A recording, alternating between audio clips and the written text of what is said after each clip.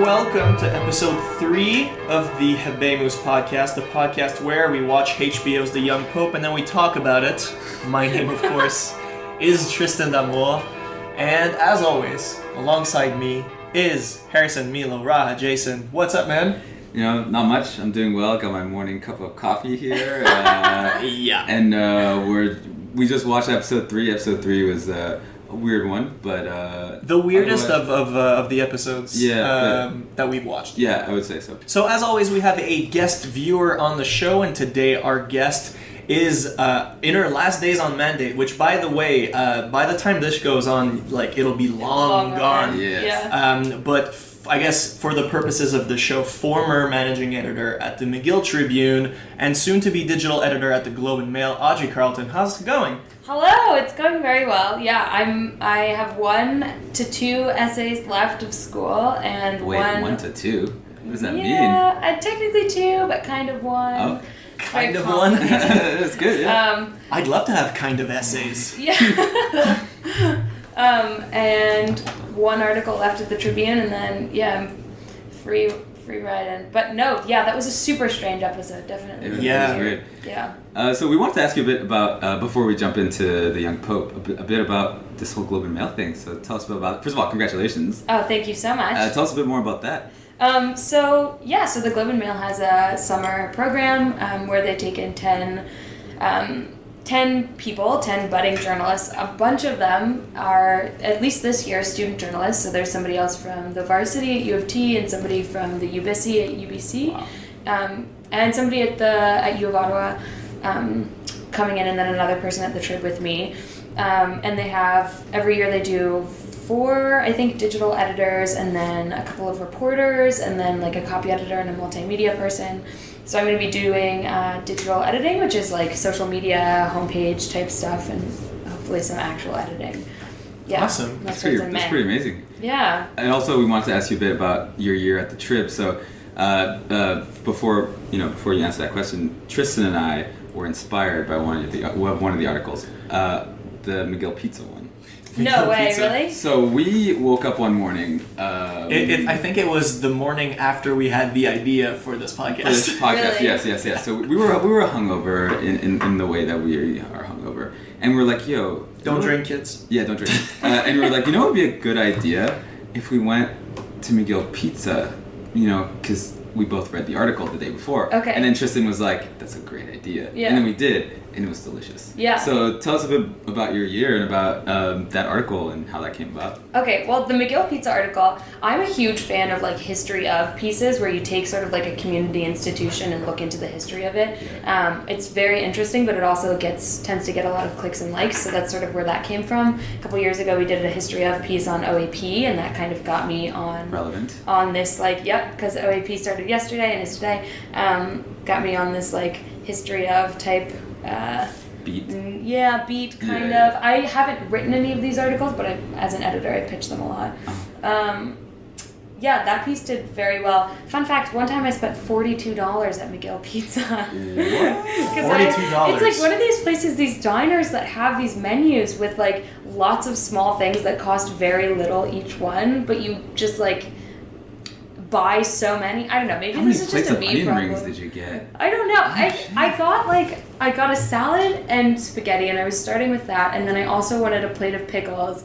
And I thought that they wouldn't charge me for the pickles, because why would they? Some golden pickles? I don't know. They just gave me these crusted pickles. They cost a couple dollars, and then also garlic bread, and then I got a beer, and it ended up being $42. And I forgot my debit card that day because I don't know if you've noticed, but I'm a very forgetful, sort of lost person. And somebody had to spot me the $42. Wow. Yeah. But shout out to that person. Yeah, shout out to that seriously. person, yeah. But no, the Trib has been really good this year. I think we have sort of, I don't know, we've like excelled in a lot of the like kind of behind the scenes like quantitative stuff. Like as far as reads, I think we've gotten more this year than we ever have before. Which is very exciting, but something that really only like we notice, I think. Yeah.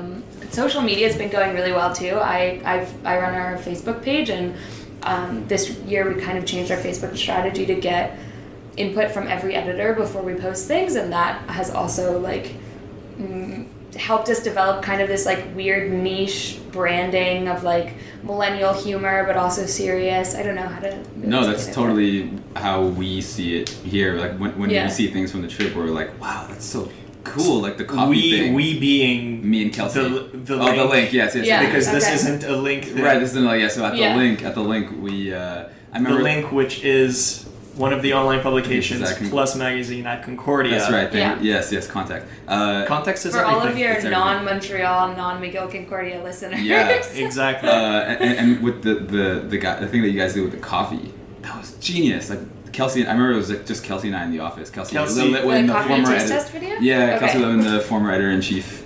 So this past volume's editor-in-chief, we were kind of like looking at each other like, this is so smart. Why didn't we think of this? Yeah. Oh my god.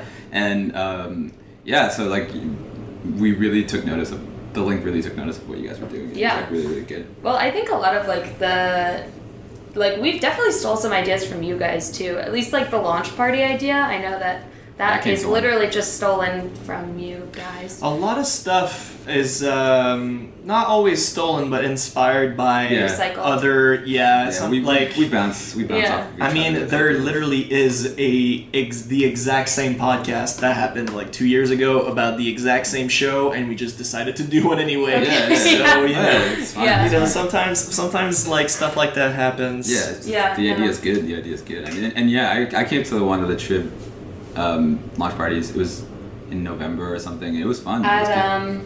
Divano. Yeah. It's Divano, which is no more. R.I.P. Divano. After they announced that it was closing, like right after our launch party, and we were like, wow. Yeah, it's whack. Alright, on that sad note, I think we should get onto the sad show. It was a sad show. This was a weird episode. So just to recap for those of you who are joining us at episode 3, if you're joining us at episode 3, just start at episode 1. Yeah. Why? So episode 1, we had CBC reporter Verity Stevenson. CBC reporter and just awesome person Verity Stevenson. To recap, 3 things. Very simple podcast. What's your highlight? What's your low light? What's your Coke Zero? Well, Cherry Coke Zero. Character of the episode. I'll get it right by like the end of the fucking series. By episode 10, yeah. By episode 10, yeah. As always, we tend to let our guests start. So, Audrey, what was your highlight of the show? oh man. I think I liked sort of towards the beginning where what is that super old guy's name? We don't know. Just let's call him super old. Super old Cardinal. Yeah. That smokes and then takes a shot of oxygen. Yeah, exactly. Yeah, that guy. Who just really lives on edge. Super old Cardinal gave the big safety pin to that to the Pope, to His Holiness, to Lenny. I don't know. He said something. I don't remember what it was, but he said something as he was handing it to him. It's probably in my notes somewhere. That was really profound, and just sort of the look on his face when he watched him open the thing was like. Yeah, he was funny. gobsmacked. Yeah, he was gobsmacked. Yeah. I like that word. He said something like, "Oh yeah, you are so young, but you have such old ideas," and then just called him out for being an asshole, which I thought was really. Like, that scene also happened right after a different old guy had just gotten fired and been sort of, like, weak about it. So the juxtaposition between one old man kind of giving in and submitting to the Pope, whereas this other guy is calling him out, was really interesting. Also, there's a line right after he's like, you're so young, but you have so old ideas, and he goes, but I'm an orphan, and orphans are never young. Yeah. Like, that's fucking deep, man. Yeah. Yeah. Yeah. Oh my but then the other guy responds and says something like, it was like, but orphans can gain youthhood later in life or something. Yeah, that's... Yeah. Well, I mean, I can't talk since I'm not an orphan. Yeah. But like, that I don't seems... have the lived experience. But That was a heavy scene, shit. It was a heavy scene. Because I just couldn't stop thinking about how sad it was that someone gave him a giant clothespin and then he just like stretches it out and wears it as a bracelet, but then we never hear about it again. I'm like, what? Yeah. There are a lot of scenes in the show where it's basically it's this like microcosm of a thing, and then you never hear from it again. There are a lot of symbols that are just like they're like failures. They like bring in this symbol of the safety pin and he says it's only useful if you open it, and I thought that he was insinuating that he wanted the Pope to kill him or something. I don't know, like stab him with the safety pin. But it was never brought up again, so that's just so weird. It Yeah. really cut short. And what if we also think about, and this is me just being maybe a little bit too meta, but like the safety pin is meant to like hold things together. Like Lenny was supposed to hold together the progressive ideas of some people and the conservative ideas of other, but he was like fucking it up, and then he just like stretches it open and just like ruins it. Yeah. Is that too meta? Ooh, no, I like that. That's good. So Harrison, what was your highlight? Okay, so I don't know, because there were a couple scenes that just that were just unbelievable in this one, and they were all kind of weirdly like not pieced together. They're kind of just randomly sprouting out throughout the episode. So I think that my favorite thing was the one that I freaked out about the most in this episode is when Spencer, is when His Holiness says, what sons want for? Oh no, was it Spencer or was it the Pope that said what sons want from their father is this for them to That was Spencer. Oh, that was Spencer. That was Spencer. Yeah, when Spencer's like, you just want me to acknowledge his mistakes. Yeah, acknowledge his mistake, and that's what every son wants from their father. That was deep.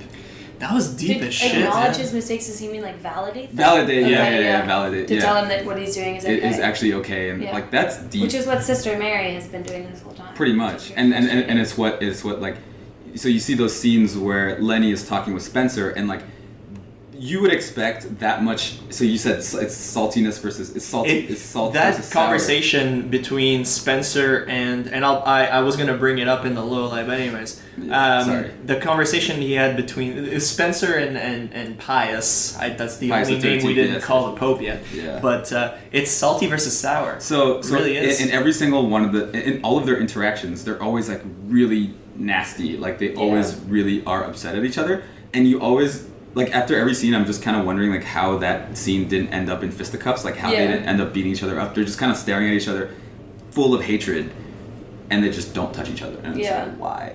So, I would say that's my favorite, that was my highlight.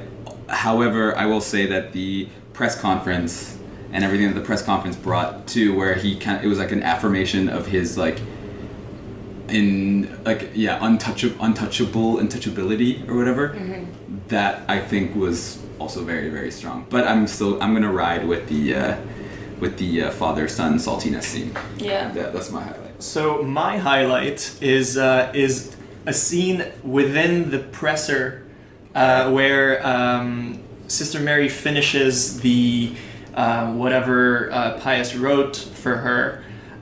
So she delivers it, and then there's a point where someone asks a question, and they're like, "We don't even know who you are," and then she goes, "I'm Sister Mary," and Tristan. just bails, and I'm like, "Wow, that just like confirms why this Sister Mary's like my favorite character in that show because she's she's like one of the only ones that isn't like a true dick, although."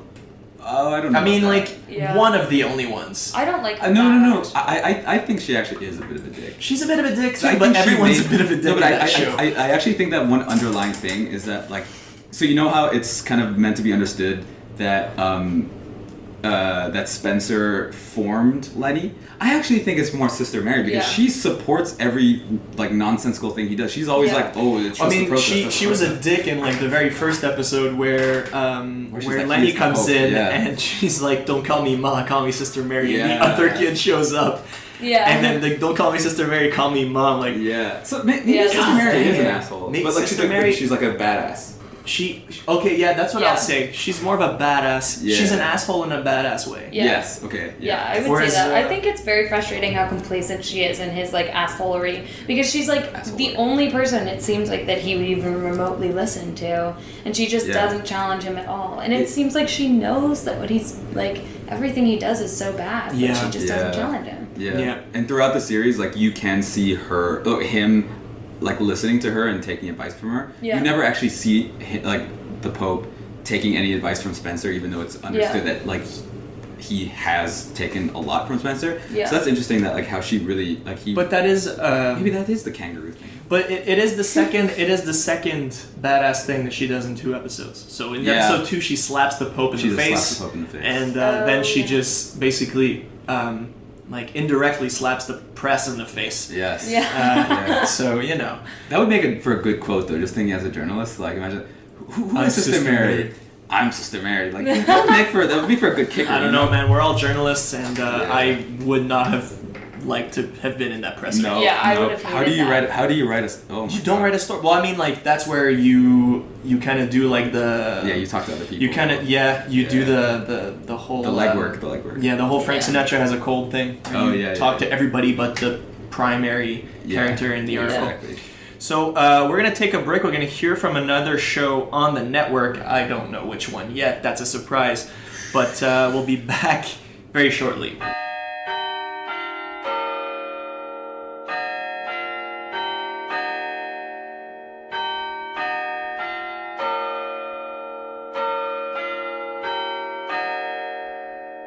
I'm Julian McKenzie, co-host of the Scrum Podcast, a sports show I'm doing with my podcasting partner in crime, Tristan D'Amour, on the Up4 Network. Every week, we analyze something different from the Canadian sports media landscape.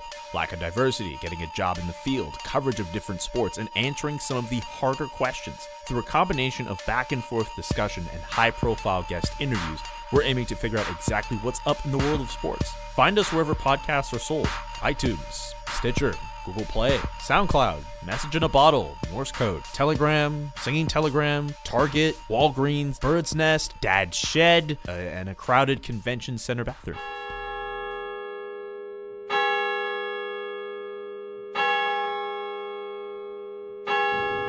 And we're back here on episode 3 with Audrey, Tristan, and Harrison. And we're talking about lowlights. So what did you not like from the show? There's a lot of things, I feel like there's a lot of subtle things that were not very good of this show. Yeah. Of this episode, I should say. So Audrey, what was your lowlight? I guess I'm just very confused by that woman's presence, that blonde woman who's been standing outside. Yeah. What's her name? Marie de France. She's the that's her actual name. Okay. Yeah, I just think it's sort of weird. You were saying during the episode that she's kind of this like sort of like fragile flower type character that kind of makes him it like gives him some empathy. She's like the one person that can really pull at his heartstrings, but she doesn't have any substance to her other than being this fragile flower that's there to like accentuate his, I don't know, his own character. And the end scene where she was skating around and she fell down, I was just like, what is that? It was just so weird and arbitrary. I think her whole character kind of confuses me. I think that the moment where you actually learn about the character is when that storyline concludes, which is like in one of the last episodes. And I put that as my low light in the last episode as well, simply because it's just such a maybe I'm misunderstanding the show, and it's actually super important and tells you everything you need to know about Lenny and about the show. But I actually don't think so. I think that it's just a weirdly developed storyline that probably they had a lot more plans for, and then they realized, oh shit, this is actually not that good. Yeah. This subplot, as it develops, we'll talk more about that. But I have serious doubts with this whole subplot. So do I. Yeah. And I won't spoil it, like I said in the other one. Like, I won't spoil why I think it's a bad subplot, but it's not a great subplot. It's not well developed. It's not well formulated. I sort of feel like they just wanted like some sort of like sex symbol or sex love interest for him to kind of build up this like mean guy sexual tension type thing, but he's a pope, so they can't actually have any like sex scenes really. It's HBO, you know, they need at least some amount of sexual tension in there. Well, actually, that might be a good point because of the whole girlfriend California scene at the end. Oh yeah. Yeah. And maybe because in episode 1, since it is a HBO show, that's a great point. Yeah. In episode 1, there's frontal nudity. There is. And in episode 2, it starts with a sex scene. Episode 3 doesn't have anything sexual in there, but except for when Valente gropes her. Oh yeah. Oh yeah. I mean, yeah. But that's not like fair. that's Yeah, that's like the least HBO show that I've seen in a while in terms of like. You mean episode? Because the show is like highly sexual. It is, Yeah. and it gets it gets more progressively. And more. So on that note, what was your low light, Harrison? Similarly to Audrey, with the weird storyline introduction, I'm gonna go with the totally failed introduction of the Kurtwell situation. So the Kurtwell situation is arguably the most important storyline in the show. It's only mentioned for the first time in passing in episode 3. And then it becomes the entirety of the show in the last 4 episodes. It becomes like the subplot that's almost the main plot. It's exactly, which is weird, right? Like it's almost like they couldn't decide what they want to make the show about. So they didn't. They introduced Kurtwell. They introduced this like there is child molestation happening somewhere in the United States. It's vague, and then they say, "Oh, Kurtwell's actually very important." Weird. Like I think it was Sister Mary that said, "Do you know that 40% of all priests in North America start out under Kurtwell's, umbrella essentially, yeah." And they don't really tell you what it's about. They don't really tell you who he is and what that's all in reference to. I think that was just very poorly done, and that's absolutely a low light. Absolutely, it's one of those things that I feel like at some point between the meetings at HBO/Canal+/Sky, someone pointed that out, and they were like, "Okay, we got to make something about this." Yeah, that's interesting because the first 3 episodes I've kind of been wondering what this is like an allusion to or a metaphor for. And at first I was thinking, oh, this is just like about corruption in the church, It's a very sort of obvious plot about that. And now I'm kind of thinking it's like kind of a metaphor for Donald Trump and leaders rising to power and just being like assholes and kind of getting in power in ways that they don't really understand it, that the people don't understand, and manipulating that and letting go of everyone beneath them. But I did, when they mentioned that, I was like, if this show is going to turn out to be about corruption in the church, that was a shitty way of bringing that up. Absolutely. That was like, yes. really... And this is the third time that someone mentions Donald Trump on the show? Yeah, so maybe it is, and like I think this is the 3rd time that we've had to say that like this show actually was airing during like the culmination of campaigning. So in 2016. It was before Donald Trump. It was around the time. It was shot, so it was probably shot before Trump. But it was aired during. But it was aired during the campaign. Absolutely, yes, and that is a horrible way to bring up such a like crucial. So corruption in the church is like pretty important, and it's a big deal. And the way they bring it up is so like kind of cryptic.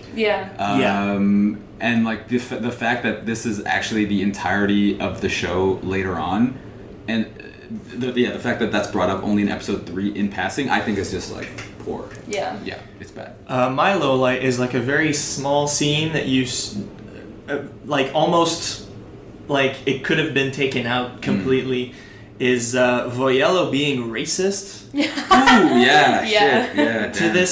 to this clearly African kid because the GDP thing.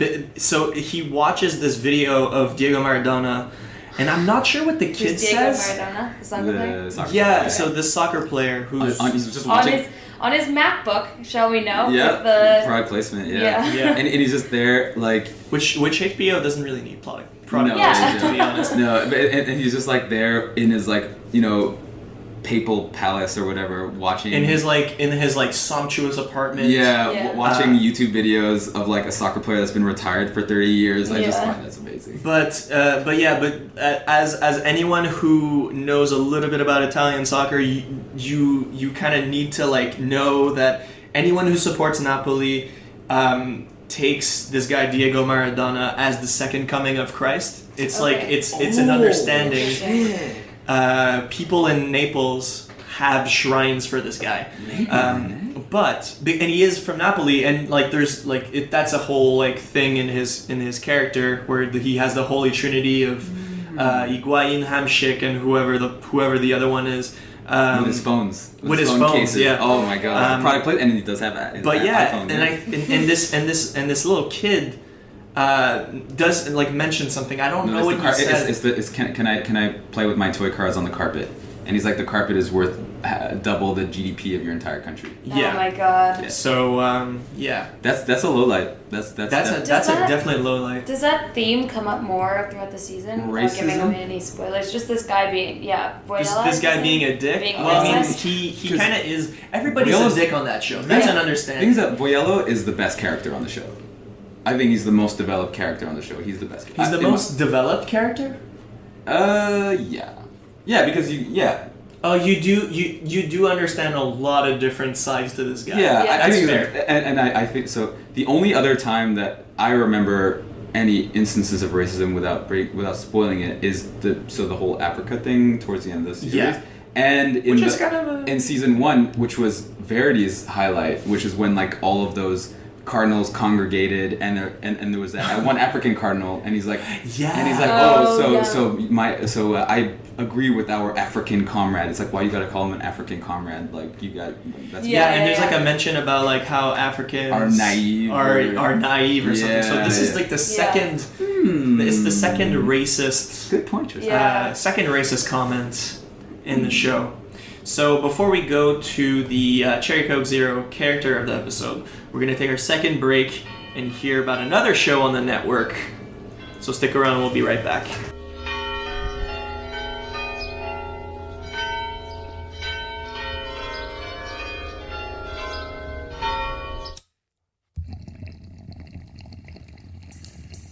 Topics of High Importance, a podcast where we get high and explore food, science, gaming, pop culture, and beyond. Filled with super tangents, forgetful flubs, and that awkward kind of tension that can only be produced by a married couple. Topics of High Importance on the Upford Network. Join us, won't you?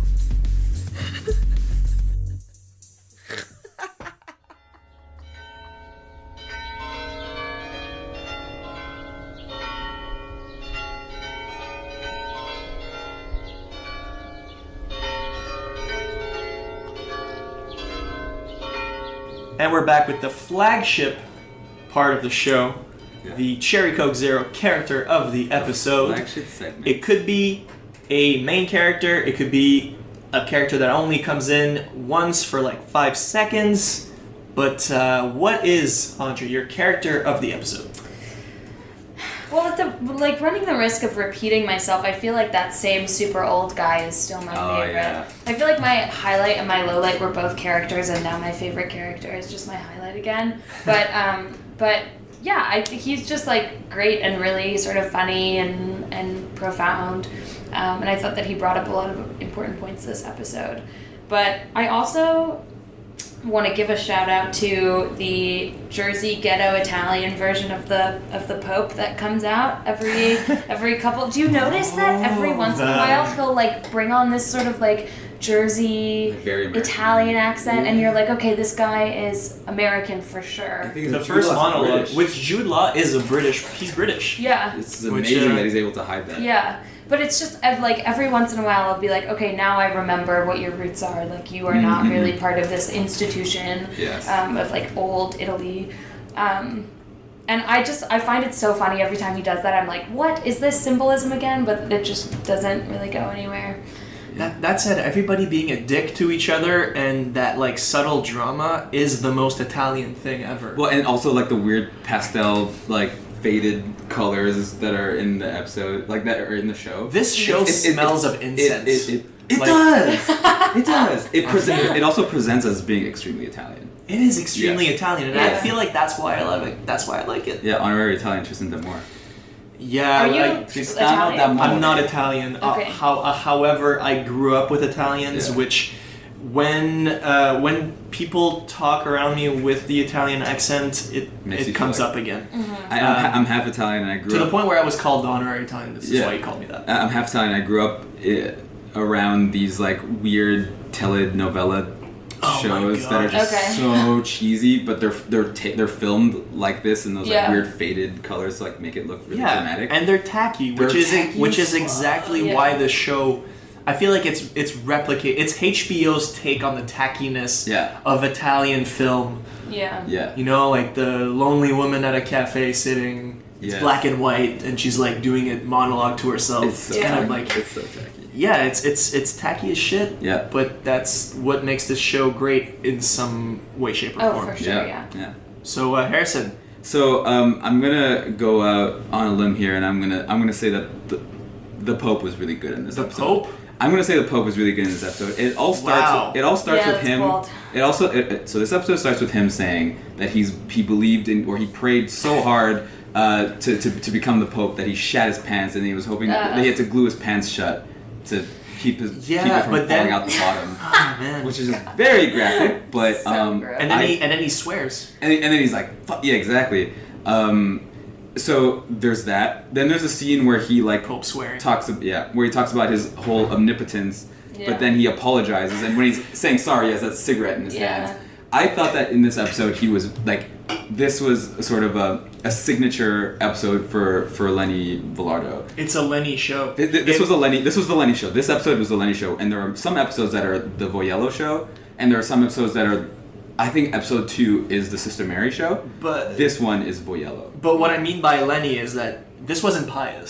This was Lenny. This exactly, and that's why. And I think that, like you said, with the whole like Jersey, like American thing coming through, there is like in this episode you do see depth to the character. Yeah. So in the last episode, you see him try to be Pope-like and like giving a papal address, and then in this episode, he's kind of like just walking around the garden, smoking a cigarette, banning lawn standing fucking cardinals to Alaska. Like, who does that? Who does that? Yeah. I thought the Pope was excellent in this episode, and I stand by that. And I will give a honorable mention to the guy that tried to go to San Francisco. Yeah, and he's like, "Oh, sorry, my hand actually landed on San Francisco." He's like, no, Alaska. I've been there. It's nice. No one shuts their eyes and then puts their finger on the globe and like falls on San Francisco. Yeah. Like, Yeah, come on. exactly. But Alaska. So I thought that he did fall on San Francisco, but the guy sent him to Alaska because there was another person that he sent. Yeah, but I feel like he did the old like Yeah. like kind of like Yeah. half But looking. the Alaska thing is the scene because it is a theme because you remember in the second episode where he's like, "Oh, the Archbishop of Boston, his feet always he never washed his feet, so first thing I did when I became Pope, I sent him three envelopes, one with Was it Cardinal or something? no, I think it was the Bishop of Boston. No, but like when he became Cardinal.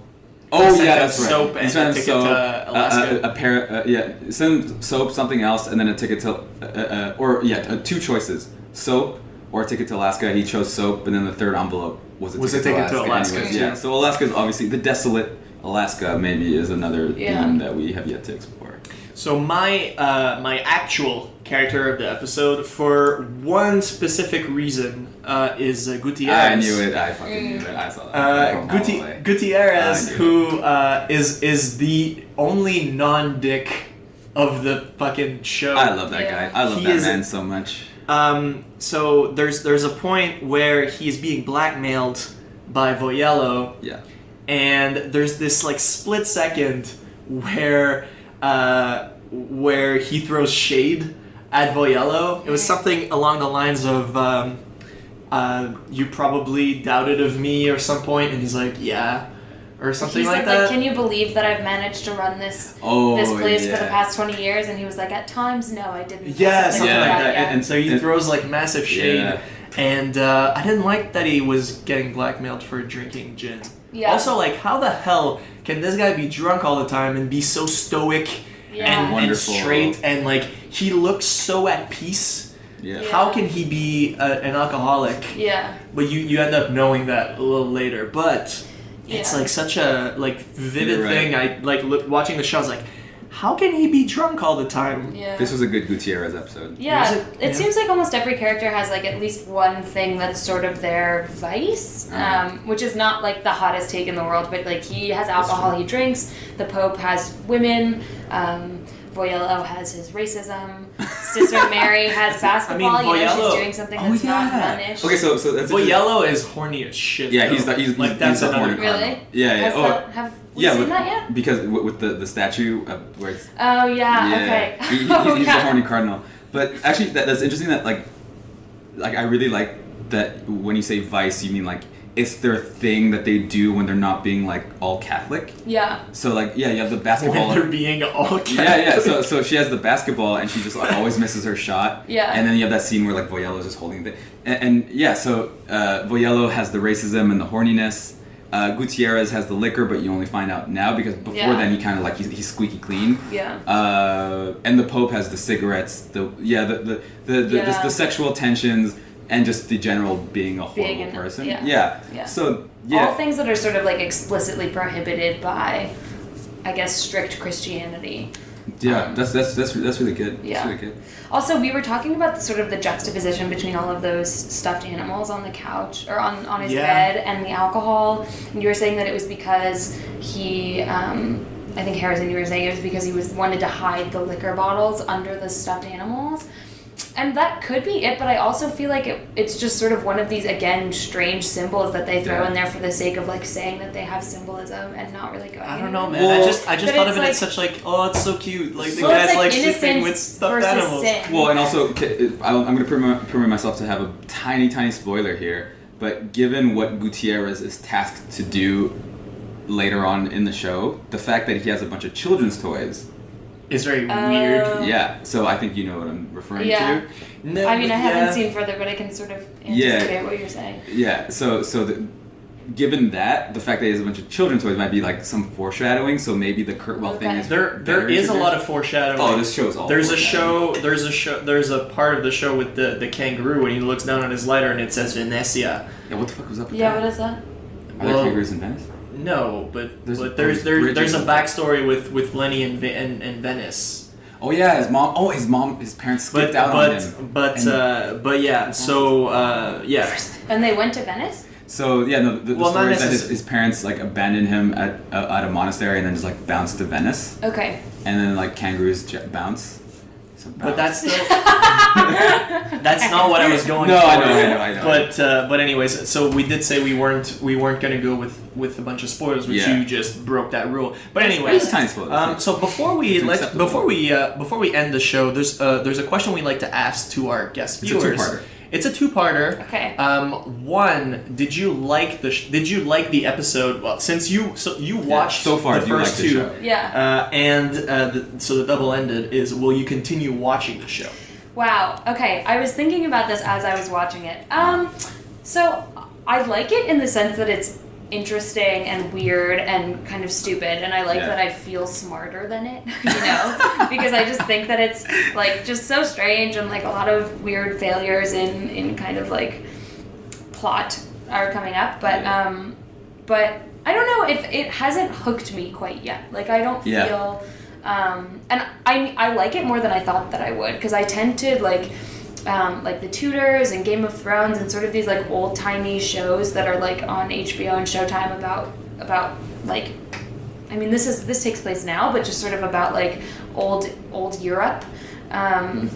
Game of Thrones is not about old Europe, is it? It's Technically. isn't it like isn't it like an Middle Ages. invented land or something? Yeah, I'm not a but- But you get what I'm not I a mean, fan. like these types of shows where people speak in different, like I've never been interested in that, so I Yeah, sort fair of enough. went into this being like, I think that it's going to lose me quite quickly, and it hasn't yet, which is good.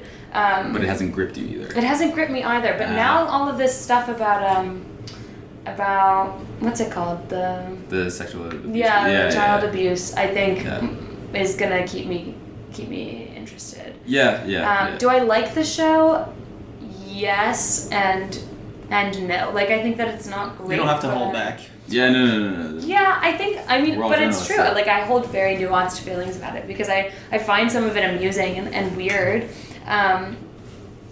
but not like high in quality, if that makes sense. Yeah, and I think that like I used to think of this show as being this like brilliant show that like that I was not smart enough for. Okay. Because like I didn't quite get it, but I got Yeah. it. So I was like, wow, it's this HBO thing. It's like mysterious. And then the first time that we watched the show together, Tristan and I were under this whole guise that this show is actually a satire. It's actually a joke. Yeah. And like you just said, and Well, like like that's much less of a joke. it becomes much less of a Yeah. joke, but like the show still, I will still always now see the show, and I wonder how now I'm going to see the later episodes that are much heavier, if I'm still going to like see them with the same, because the show, like I now realize all of the comedic value of the show, Yeah. with the cheesy music, Yeah. and like the weird scenes where it's just people walking, and like it's funny. Is it intended to have comedic value? Because I view That's it the sort of question. like The Room or something. That's the question. I think I think some of the parts are funny. Yeah. Yeah. Some of the parts are just intended to be cheesy but funny Yeah. in like the Italian way. Yes. But what's brilliant about the show is that HBO spent a bunch of money on like shooting it very, very well. Yeah. Like it is beautifully shot. Yeah, There they're are some beautiful scenes shots. that are magnificent. So symmetrical. The end scene, the when it throws the credits, especially on that episode where it's like in the gardens and And it the just credits are- throws the credit. and the It's credits like are white, seen. so they're hardly It's in the visible. same scene, Yeah. and it just like it somehow ends and like it pans out. It's beautiful. Yeah, Yeah. And just like on a technical note, where this is the first episode where you have the intro, and this is the first episode where the credits weren't a fade to black situation. The intro was a bit. The intro is The intro's tacky. terrible, yes, The tacky. intro's terrible, but I really keep thinking that it's that specific song is a play on it's this British guy that made a song with Ed Sheeran using all Watchtowers.